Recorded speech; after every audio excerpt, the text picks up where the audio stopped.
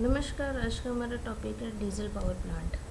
Diesel power plant introduction. Diesel power plant produce power in the range of 2 to 50 megawatt are use as central station for supply authorities and work. Diesel power plant जो है वो हमारा 2 से 50 megawatt की range तक power produce करने के काम आता है और ये हमारा central station for supply authorities and work के काम आता है। They are used as standby मतलब डीजल पावर प्लांट जो है वो हमारा स्टैंड बाई मोड के लिए या मोबाइल दोनों कंडीशन के लिए जो हम यूज़ करते हैं। They are use as standby sets for continuity of supply such as hospital, telephone exchange, radio station, cinema theatres and industries. तो ये जो स्टैंड बाई मोड होते हैं, ये स्टैंड बाई मोड जो है वो हमारा hospital, telephone exchange, radio station, cinema घरों या स्मॉल इंडस्ट्रीज़ के अंदर यूज़ आता है। They are suitable for mobile power generation and widely use in railways and ships. Mobile के अंदर जो है वो हमारा रेलवेज और शिप के अंदर काम आता है। Used as peak load plants, mobile plants, standby units, emergency plant के अंदर काम आता है, स्टार्टिंग स्टेशन की तरह काम आता है, सेंट्रल स्टेशन के लिए, industrial where power requirement is small 500 kilowatt तक के लिए काम आता है। डीजल पावर प्लांट के क्या एडवांटेज हैं और क्या डिसएडवांटेज हैं। पहले हम बात करें एडवांटेज क्या है। It can respond to varying load without any difficulty. That means जो डीजल पावर प्लांट है वो हमारी लोड चेंजिंग कंडीशन पे भी काम कर सकता है। That means varying load condition पे भी बिना डिफ़िकल्टी के काम कर सकता है। दूसरा, इट ऑक्यूपाइज लेस स्पेस, जो ये कम जगह जो है वो घेरता है। Next, for the same capacity diesel power plant is compact and smaller than thermal power plant. अगर डीजल पावर प्लांट की थर्मल पावर प्लांट से तुलना करें तो सेम कैपेसिटी के लिए डीजल पावर प्लांट जो है वो कॉम्पैक्ट और स्मॉलर होता है साइज़ के अंदर फॉर द सेम कैपेसिटी के लिए। Diesel power plant are more efficient than steam power plant in the range of 150 megawatt capacity. अगर हम 150 मेगावाट कैपेसिटी की बात करें तो उस कैपेसिटी पे डीजल इंजन जो है वो ज़्यादा एफिशिएंट होता है compare to steam power plant. Disadvantage क्या है डीजल पावर प्लांट के। फर्स्ट डिसएडवांटेज है हमारा high operating cost, high maintenance and lubrication cost. The capacity of diesel plant is limited capacity के लिए काम करता है। They can not be construct in large size के लिए नहीं बना सकते हैं। In a diesel plant noise is very serious problem. Diesel power plants cannot supply overload continuously, whereas a steam power plant can work under 25% overload continuous। Diesel power plant जो है वो अगर हमारा ओवरलोड हो जाए उस कंडीशन के अंदर काम नहीं कर सकता है, जैसे कि हमारा स्टीम पावर प्लांट जो है वो 25% ओवरलोड पे कंटिन्यूसली काम कर सकता है। और डीजल पावर प्लांट के अंदर नॉइज़ जो है वो हमारी सबसे ज़्यादा जो है वो प्रॉब्लम होती है। नेक्स्ट जो है वो कुछ टर्मिनोलॉजी जो है वो डीजल पावर प्लांट पढ़ने के लिए से पहले जो है वो पढ़ लेते हैं। फर्स्ट जो है वो heat engine, any type of engine और vehicle that drives heat from combustion of fuel and converts to mechanical energy. Heat engine क्या होते हैं, जो हमारा फ्यूल एनर्जी को जो है वो मैकेनिकल एनर्जी के अंदर कन्वर्ट करता है। दूसरा जो है वो इंटरनल कंबशन इंजन क्या होता है और एक्सटर्नल कंबशन इंजन क्या होता है। In an internal combustion engine combustion take place within working fluid of the engine. जो हमारा इंजन के अंदर जो है वो कंबशन होता है वो हमारा इंटरनल कंबशन इंजन होता है। Thus the fluids get contaminate with combustion product. Petrol engine जो है वो इसका एग्जाम्पल है। Petrol engine is example of internal combustion engine where the working fluid is a mixture of air and fuel. Next जो है वो external combustion engine. In an external combustion engine working fluids gets energy using boilers by burning fossil fuel or any other fuel, thus the working fluid does not come in contact with the combustion product. इसके अंदर जो है वो हमारी burning जो है वो outside the engine होती है, इसलिए हम इसको एक्सटर्नल कंबशन इंजन बोलते हैं। Steam engine is an example of external combustion engine where the working fluid is a steam. Classification of IC engine, क्योंकि हम अभी डीजल पावर प्लांट पढ़ रहे हैं इसलिए जो है वो थोड़ा आईसी इंजन का पार्ट में देख लेते हैं। फर्स्ट जो है वो आईसी इंजन का classification according to the cycle. दो तरह के होते हैं, 2 स्ट्रोक इंजन और 4 स्ट्रोक इंजन। नेक्स्ट जो है वो classification according to the cycle of combustion. Otto cycle engine होता है हमारा, combustion at constant volume. Diesel cycle engine, combustion at constant pressure, dual combustion और semi diesel cycle engine. According to arrangement of cylinder, horizontal engine होता है हमारा, vertical engine, V type engine, radial engine. Next जो है according to their uses, stationary engine, portable engine, marine engine, automobile engine, aero engine. According to fuel employed and method of fuel supply to the engine, oil engine, petrol engine, gas engine. According to method of ignition, spark ignition, compression ignition. According to speed of engine, low speed, medium speed, high speed. Next according to method of cooling, air cooled, water cooled. Next 9 जो है वो हमारा according to number of cylinder, single cylinder and multi cylinder. This is the diagram of diesel engine model. In diesel engine model this is the, ये जो है वो हमारा cylinder है। सिलेंडर के अंदर जो है हमारा पिस्टन है। पिस्टन जो है हमारा अप एंड डाउन मोशन या 2 and 4 फ्लो मोशन जो हमारा करता है। पिस्टन जो है हमारा कनेक्टिंग रोड से कनेक्ट होता है। ये हमारा क्रैंक और ये क्रैंक शाफ्ट। एयर एंटर्स जो है वो इस यहाँ से दिखा रहा है कि एयर एंटर्स हियर, यहाँ से जो है वो डीजल फ्यूल एंटर होता है और ये हमारा एग्जॉस्ट गैसेस जो है वो यहाँ से बाहर निकलती है। तो इस तरह से जो है वो पिस्टन के मूवमेंट टॉप डेड सेंटर से बॉटम डेड सेंटर की तरफ मूव होगा और फिर ये प्रोसेस जो है वो हमारा चलेगा। ये air cooled IC engine. Air cooled IC engine के अंदर हमारा दे रखा है कि यहाँ से अगर हम स्टार्ट करें तो ये हमारा जो है वो इनलेट वॉल और ये एग्जॉस्ट वॉल। ये वॉल जो है वो हमारा स्प्रिंग लोडेड होता है और ये जो हमारा एग्जॉस्ट पोर्ट, ये हमारा इनलेट पोर्ट, ये सिलेंडर हेड, कूलिंग फिन्स, ये हमारा कूलिंग फिन्स, ये piston, breast pin, this is the connecting rod, ये हमारा जो है वो सिलेंडर, ये crankcase, crank pin, crank and this one is the crankshaft. ये हमारे आईसी इंजन के component, air cooled IC engine. Next terms related to IC engine. IC engine के अंदर कौन कौन से टर्म यूज़ करते हैं। फर्स्ट जो है वो हमारा इनटेक मैनिफोल्ड। ये हमारा इनटेक मैनिफोल्ड है जहाँ से जो है वो एयर एंटर होती है। ये हमारा एग्जॉस्ट मैनिफोल्ड जहाँ से जो एग्जॉस्ट गैसेस जो है बाहर निकलती है। ये जो है वो TDC that means top dead centre और ये हमारा जो है वो बॉटम डेड सेंटर BDC।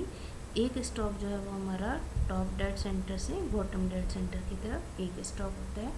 और यहाँ पर जहाँ पर जो है वो मैक्सिमम लिमिट होती है हमारी पिस्टन मूव करने की, उसके ऊपर वाला जो एरिया होता है उसको हम बोलते हैं clearance volume and the piston at upper limit of inner travel. और ये हमारा जो है वो सिलेंडर है, ये सिलेंडर का जो है वो हेड है और piston at lower limit of linear travel. ये जो है वो हमारा बोर डायमीटर, जो हमारा इंजन का सिलेंडर है टू बोर डायमीटर। टर्म जो है फर्स्ट टर्म जो है वो हमारी bore, the inside diameter of the cylinder is called the bore, जैसा कि अभी फिगर के अंदर दिख रहा था।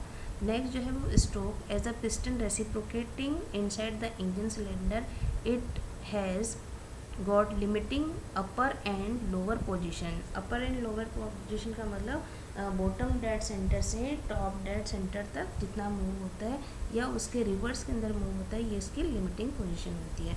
The linear distance along the cylinder axis between two limiting position is called stroke. Top dead centre, the top most position of the piston towards cover end side of the cylinder is called top dead centre. जो और piston की upper limit होती है जहाँ तक जो है वो पिस्टन मूव कर सकता है, वो हमारा होता है टॉप डेड सेंटर, इसको हम शॉर्ट में लिखते हैं TDC। In case of horizontal cylinder it is known as inner dead centre. अगर हमारा वर्टिकल सिलेंडर है तो हम बोलते हैं टॉप डेड सेंटर। अगर हमारा हॉरिजॉन्टल इंजन है तो उस कंडीशन में हम बोलते हैं inner dead centre.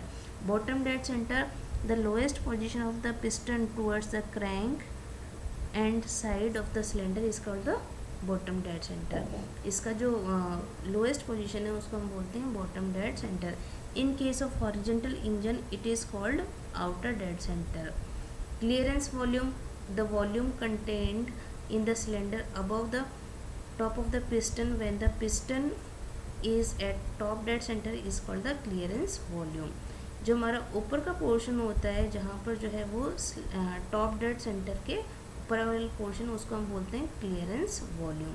Bore size of the engine from 0.5 mm down to 0.5 centimeter।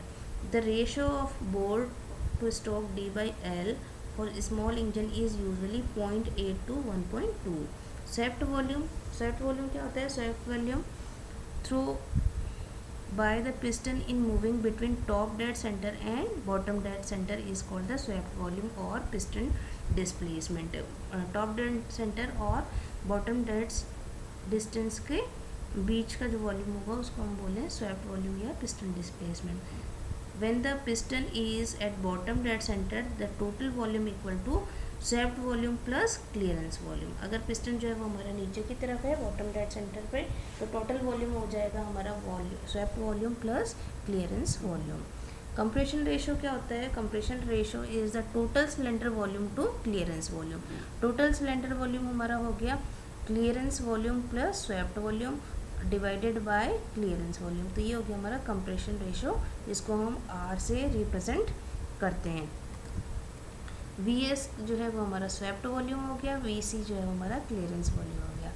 The compression ratio varies from 1:5 to 11:5 और एवरेज वैल्यू जो है वो हमारी 7:1 to 9:1 in SI engine and from 12:1 to 24:1 और एवरेज वैल्यू जो है वो हमारी 15:1 to 18:1 in CI engine. Piston speed, the average speed of the piston is called piston speed.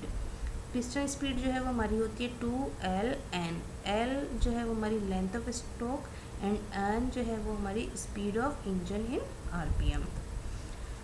ये जो है वो हमारा 4 स्ट्रोक डीजल इंजन शो कर रहा है। यहाँ पर जो है वो टर्मिनोलॉजी अभी जो है वो हमने देख ली। उसका एक स्ट्रोक जो है हमारा होगा जब टॉप डेड सेंटर से बॉटम डेड सेंटर की तरफ जो है पिस्टन मूव करेगा, ठीक है। दूसरा जो है वो बॉटम डेड सेंटर से दोबारा टॉप डेड सेंटर, तीसरा जो है वो टॉप डेड सेंटर से बॉटम डेड सेंटर और अगेन जो है वो हमारा बॉटम डेड सेंटर से टॉप डेड सेंटर।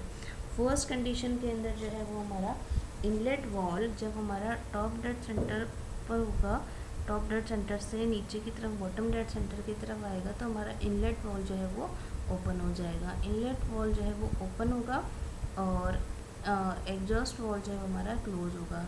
तो एयर जो है वो यहाँ से एंटर होगी, तो एयर के फोर्स के कारण जो है पिस्टन जो है वो डाउनवर्ड मूव करेगी। तो पिस्टन जो है वो मैक्सिमम जैसे पॉइंट जो है हमारा बॉटम डेड सेंटर यहाँ तक आने के बाद जो है वो इनलेट वॉल जो है हमारा क्लोज हो जाएगा और फ्यूल जो है वो हमारा इग्नाइट होना स्टार्ट करेगा और ये जो है वो हमारा दोबारा बॉटम डेड सेंटर से टॉप डेड सेंटर आएगा।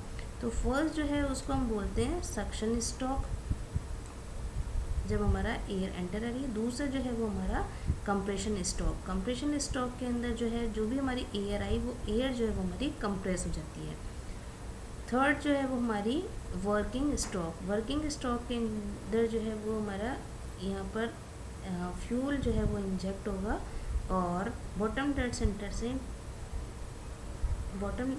टॉप डेड सेंटर से बॉटम डेड सेंटर की तरफ आएगा और यहाँ पर जो है वो हमारा वर्किंग होगा और फ्यूल जो है वो इग्नाइट होगा और फ्यूल इग्नाइट होने के बाद जो हमारी बर्न गैसेस हैं वो हमारी एग्जॉस्ट के थ्रू जो है वो बाहर निकल जाएगी, इसलिए हम उसको एग्जॉस्ट गैस जो या एग्जॉस्ट स्ट्रोक जो है बोलते हैं।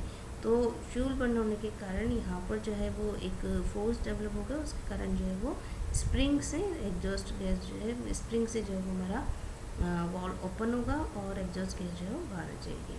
तो ये जो है वो बेसिकली 4 जो है वो स्ट्रोक हमारे होते हैं।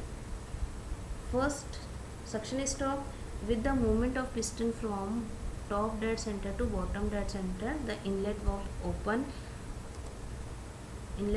हो जाएगा and air at atmospheric pressure is drawn inside the engine। जब ये कर्व में अभी दिखेगा, कर्व में जो है 5 से 1 लाइन सक्शन स्ट्रोक को शो करिए। नेक्स्ट जो है वो compression stroke, it rises pressure to about 35 kg per centimeter square and the temperature 600 degree centigrade। Piston moves from bottom dead centre to top dead centre. Compression stroke जो है वो हमारा process 1 से 2 show करेगा। Next जो है वो हमारा कंप्रेशन और वर्किंग स्ट्रोक। कंप्रेशन और वर्किंग स्ट्रोक के अंदर फ्यूल इंजेक्शन जो है हमारा स्टार्ट हो जाता है और एट और near end of the compression stroke, मतलब या तो फ्यूल इंजेक्शन जो है वो स्टार्ट हो जाता है सेकेंड स्ट्रोक के जस्ट कंप्लीट होने के बाद में, and the fuel start burning eight constant pressure. ये हमारा प्रोसेस जो है कांस्टेंट प्रेशर जो है वो हमारा 2 से 3 लाइन के थ्रू शो होगा। The high temperature cause by compression ignites fuel, the burning mixture expand pushing piston down on the working stroke. तो ये कंप्रेशन के कारण जो है वो बर्निंग मिक्सचर जो है एक्सपेंड होगा और उसको जो है वो नीचे की तरफ धकेलेगा वर्किंग स्ट्रोक में। At 3 fuel supply is cut. इस टाइम जो है हमारी फ्यूल की सप्लाई कट हो जाती है और हॉट गैसेज एक्सपेंड 0.4। ये कर्व जो है हमारा 3 से 4 होगा। नेक्स्ट जो है वो एग्जॉस्ट स्ट्रोक। एग्जॉस्ट स्ट्रोक में the piston moves from bottom dead centre to top dead centre and exhaust gases escape to the atmosphere through exhaust valve से जो हमारी एग्जॉस्ट वॉल से जो भी हमारी एग्जॉस्ट गैसेज हैं वो बाहर चली जाती है। When piston reaches top dead centre exhaust valve closes and cycle is complete. जब पूरी जो है वो गैसेज बाहर चली जाती है तो हमारा एग्जॉस्ट वॉल जो है वो क्लोज हो जाता है और इस तरह से जो एक साइकिल हमारी कंप्लीट होती है। इस डायग्राम के अंदर हम देख रहे हैं 1 से 2 जो है 5 से 1 जो है हमारा सक्शन के बाद कंप्रेशन। ये जो है वो 5 से 1 लाइन जो है वो सक्शन लाइन, कंप्रेशन लाइन जो है वो हमारी 1 से 2 और 2 से 3 और 3 से 4 जो है वो हमारा वर्किंग स्ट्रोक शो कर रहा है। ये हमारा 1 से 2, 2 से 3, 3 से 4। नेक्स्ट जो है वो 2 स्ट्रोक इंजन। 2 स्ट्रोक इंजन जो है वो सिमिलरली होता है हमारा 4 स्ट्रोक इंजन की तरह और इसमें भी जो है the engine must go through the same 4 events intake, compression, power and exhaust, but a 2 stroke engine require only 2 stroke of the piston to complete 4 cycle. The figure shows the 2 stroke petrol engine. In diesel engine there is no spark plug। इसके अंदर जो है वो spark plug नहीं होता है। A 2 stroke engine has cylinder L connected to the closed crank chamber CC। During upward stroke of the piston M, the gases in L are compressed and at the same time fresh air enters the crank chamber through the valve V। यहाँ पे हम जो देख रहे हैं कि हमारा जो है वो ये सिलेंडर है। सिलेंडर के अंदर जो है वो हमारा एक इंटेक जो है वो हमारा है और एक जो है वो हमारा एग्जॉस्ट पोर्ट है। तो when the piston moves downward, V closes and the air in the combustion chamber is compressed। The piston is moving upward and is compressing the air which has previously been supplied to L, and before it reaches the bottom dead center the fuel injector supplies and fuel to the engine cylinder। Ignition जो है वो हमारा हो जाता है यहाँ पर due to the high pressure and temperature. उसके बाद जो है वो गैसेस जो है वो हमारी एक्सपांड होना स्टार्ट करती है and the piston then travel downward. जैसे ही एक्सपांशन होगा पिस्टन जो है वो हमारा नीचे की तरफ मूव करेगा near the end of the stroke it uncover the exhaust port, और the difference between 2 stroke engine and 4 stroke engine में ये difference होता है। नेक्स्ट जो है वो हमारा layout of diesel power plant. Diesel power plant का जो है वो ये लेआउट है। इसके अंदर हम बेसिकली बात करें, फर्स्ट जो है वो ये हमारा इंजन। ये इंजन जो है वो this part is engine. Engine क्या करता है, इंजन जो है वो हमारा जैसे इंजन जो है वो यहाँ पर हम फ्यूल को कंबशन के थ्रू जो है वो मैकेनिकल एनर्जी के अंदर कन्वर्ट करता है। ये मैकेनिकल एनर्जी जो है वो हमारी शाफ्ट को रोटेट करती है, और शाफ्ट जो है वो हमारा जनरेटर, क्योंकि हमारा डीजल पावर प्लांट का मेन फंक्शन है इलेक्ट्रिसिटी को जनरेट करना, तो इलेक्ट्रिसिटी जो है ये शाफ्ट पर जो है वो माउंट शाफ्ट से जुड़ा हुआ होता है, और यहाँ से जो है हमें इलेक्ट्रिसिटी मिलती है। तो फर्स्ट जो है वो हमारा ये हो गया पार्ट दैट इज़ इंजन। ये इंजन जो है वो, इंजन की जो है वो हमारी सप्लाई कहाँ से होगी, इस इंजन की सप्लाई जो है वो हमारी फ़िल्टर के थ्रू होगी, और यहाँ से हमारा फ्यूल इंजेक्शन पंप लगा हुआ है, और ये सप्लाई फ्यूल की सप्लाई जो है वो फ्यूल स्टोरेज टैंक से होगी। फ्यूल स्टोरेज टैंक जो है वो हमारा यहाँ पर सबसे पहले फ़िल्टर लगा हुआ होगा। इस फिल्टर से जो है वो छन के जो भी हमारा अदर पार्टिकल होगा, डस्ट होगा या अदर पार्टिकल होगा, उसको रिमूव करेगा, और यहाँ पर पंप जो है वो प्रेशर को इंक्रीज़ करेगा। प्रेशर इंक्रीज़ करने के बाद ये डेली डे टैंक के अंदर जाएगा, और जो भी हमारा ओवर लोडिंग होगा वो वापस जो है वो फ्यूल टैंक के अंदर आ जाएगा, और जो बाकी फ्यूल जो है वो हमारा फ़िल्टर के थ्रू जो है वो यहाँ चले जाएगा, और एयर जो है वो फ़िल्टर के थ्रू जो है वो हमारी यहाँ से आएगी। और फर्स्ट जो है वो हमारा ये एक हमारा स्टार्टिंग होगा, और एक हमारा जो है वो एग्जॉस्ट होगा। तो स्टार्टिंग के लिए जो है वो हम क्या करेंगे, एयर कंप्रेसर लगा हुआ होगा, ये एयर जो है वो कंप्रेस करके एयर टैंक के अंदर जाएगा। तो एयर और कंप्रेस्ड एयर और फ्यूल जैसे इंटेक्ट होगा, तो यहाँ पर जो है वो इग्निशन होगा या बर्निंग जो है वो हमारी स्टार्ट होगी ये। और एग्जॉस्ट जो है वो यहाँ से एग्जॉस्ट गैसेस जो है वो हमारी पास होगी। एग्जॉस्ट के टाइम जो है बहुत ज़्यादा नॉइज़ होता है, इसलिए यहाँ पर जो हम साइलेंसर जो है वो लगाते हैं। नेक्स्ट जो है वो यहाँ पर जो है वो, क्योंकि यहाँ का टेम्परेचर जो है वो बहुत हाई होता है, तो इस हाई टेम्परेचर को जो है वो कूल करने के लिए जैकेट वाटर पंप लगाते हैं। तो ये हाई टेम्परेचर जो है वो हम वाटर की हेल्प से जो है वो ठंडा करते हैं। तो ये जैकेट वाटर पंप है। जैकेट वाटर पंप जो है वो हमारा हीट एक्सचेंजर से कनेक्टेड होता है। इस हीट एक्सचेंजर को अपनी हीट दे देगा, और यहाँ से कूल होके जो है वो कूलेंट के थ्रू जो है वो यहाँ पर जाएगा, और यहाँ पर जो है वो हमारा ऑयल कूलर होता है। ऑयल कूलर के बाद जो है वो हमारा इंजन में जाता है।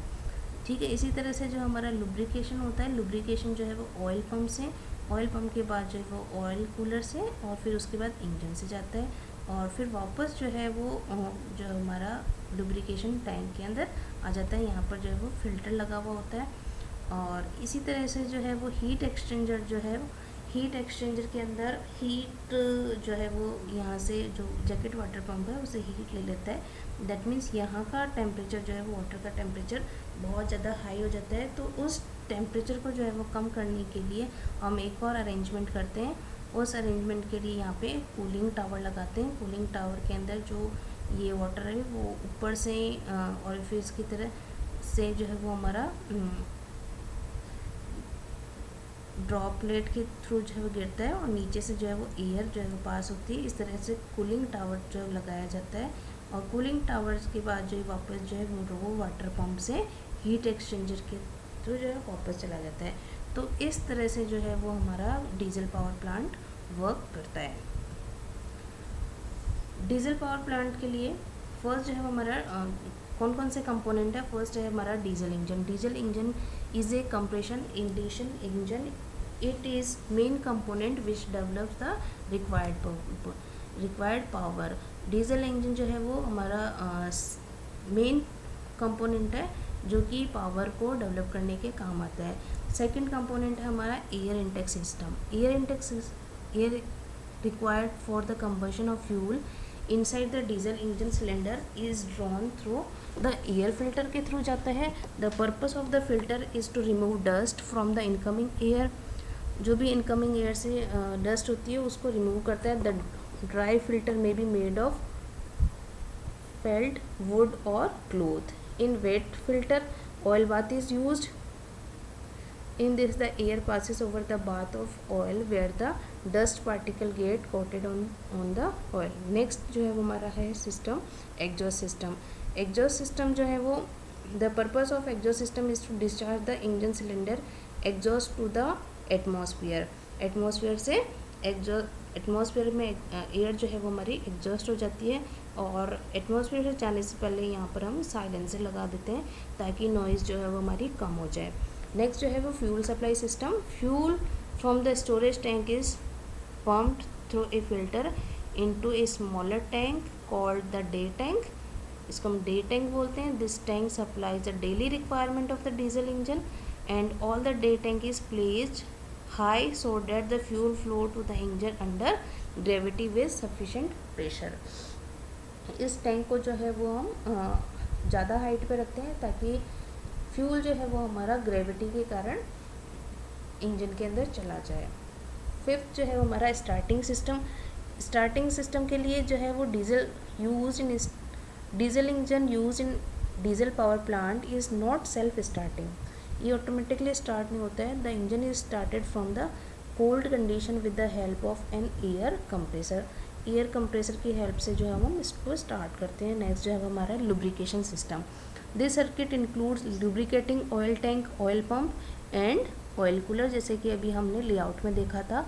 The purpose of lubrication system is to reduce the wear of the engine moving part. अगर हमारा जो है वो लुब्रिकेशन सिस्टम नहीं होगा तो टेम्परेचर जो है बहुत ज़्यादा हाई हो जाता है. तो हाई टेम्परेचर के कारण जो है वो कंपोनेंट के अंदर फेलियर हो सकता है या उनके अंदर वियर हो सकता है. इसलिए हम लुब्रिकेशन यूज़ करते हैं. The part of the engine the cylinder such as piston, shaft, walls must be lubricate. इनको जो है वो हमको लुब्रिकेट करना होता है. Lubrication also help to cool the engine. In the lubrication system, the oil is pumped from the lubricating oil tank through the oil cooler where the oil is cooled by the cold water entering the engine. The hot oil after cooling the moving part return to the lubricating tank. Lubricating tank से पहले जो है वो हम filter use करते हैं. Next जो है वो हमारा cooling system. The temperature of burning fuel inside the engine cylinder is order of 2750 degree centigrade. तो इतना ज़्यादा हाई टेम्परेचर होता है तो इसको जो है वो हमको कूल करना पड़ता है. In order to lower this temperature water is recirculated around the engine. तो वाटर जो है वो इंजन का टेम्परेचर इतना हाई होता है तो वाटर जो है वो उसके सराउंडिंग के अंदर रखना पड़ता है. तो वाटर जिस एनवेलप में रखा जाता है उसको हम वाटर जैकेट बोलते हैं. The heat from the cylinder piston combustion chamber etc is carried by the circulating water. The hot water leaving the jacket is passed through the heat exchanger. जो भी हमारा हीट वाटर जैकेट से पास होता है वो हम हीट एक्सचेंजर में जाता है. हीट एक्सचेंजर जो है वो हीट को एब्जॉर्ब कर लेता है. The heat from the heat exchanger is carried away by the raw water circulated through the heat exchanger and this is cooled in the cooling system. Operation of the diesel power plant. When the diesel alternator set is put in parallel, hunting or phase swimming may be produced due to resonance unless care is taken by manufacturing. ये इसकी जो है वो operation condition है. This condition occurs due to the resonance between periodic disturbing force of the engine and natural frequency of the system.